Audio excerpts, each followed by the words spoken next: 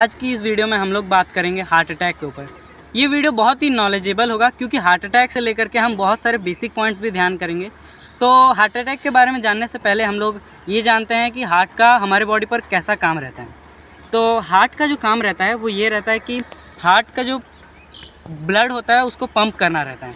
हाँ, एक दिन में 24 आवर्स में वो कम से कम 8000 लीटर का ब्लड पंप करता है। इम्प्योर ब्लड को लेता है और प्योर ब्लड को सप्लाई करता है, इसी तरह सर्कुलेट करता रहता है पूरे बॉडी में। अब इसका फिर जो इम्प्योर ब्लड होता है वो जाता है लंग्स में, फिर लंग्स में जा कर के इसका बाकी का काम होता है। तो ये तो रहा हार्ट का काम।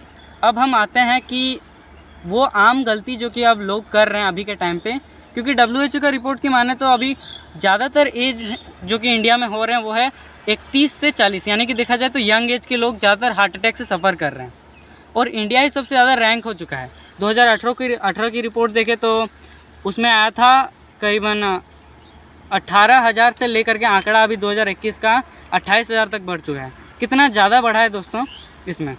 तो सबसे पहला जो होता है गलती तो वो है दोस्तों कोलेस्ट्रॉल लेवल, जो कि अक्सर नहीं होता है, मतलब बहुत ही ज़्यादा हो जाता है लोगों का। ओबेसिटी, फिर बहुत सारे जेनेटिकल डिसऑर्डर हो जाता है जिसके कारण भी हार्ट अटैक बहुत लोगों को सफ़र करते हैं बहुत लोग। फिर और भी बहुत से, जैसे कि बीपी हो गया, हाइपरटेंशन, बहुत लोग टेंशन ले लेते हैं जिसके कारण कि उनका बीपी बहुत ज़्यादा बढ़ जाता है और जिससे कि हार्ट अटैक हो जाता है। अब बात करें तो इसका प्रिवेंशन के लिए तो आपको ज़्यादा कुछ नहीं करना है, आपको करना है हमारी संस्कृति का योगासन और प्राणायाम। तो दोस्तों ये फ़ायदा किस तरह पहुंचाएगा आपको कि जब आप योगासन कीजिएगा तो इसमें आप लोग अपने बॉडी को ट्विस्ट करते हैं और स्ट्रेच करते हैं, जिसके कारण जो हार्ट की जो ब्लड वेन्स होते हैं जो कि इम्प्योर ब्लड की वजह से स्टॉक करके कोलेस्ट्रॉल लेवल ये सब के टॉक्सिन्स की वजह से जाम हो जाता है, ये सब क्लियर हो जाता है।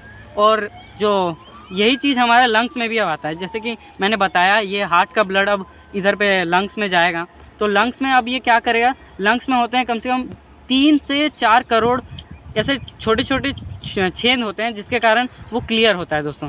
तो फिर यही चीज़ अब उसमें लंग्स में जाता है, फिर लंग्स में उसको अच्छे से साफ़ किया जाता है ब्लड के, तो फिर उसका इम्प्योरिटीज़ को हटा करके वो अब बॉडी में सप्लाई होता है और यही चीज़ वेस्ट के रूप में निकलता है, कार्बन डाइऑक्साइड के रूप में। तो योगासन से तो आप हार्ट को ठीक कर लेंगे और प्राणायाम के मदद से आप अपने लंग्स को ठीक कर लेते हैं दोस्तों। तो ये तो रही बात। तो दोस्तों आपको ये वीडियो पसंद आया होगा।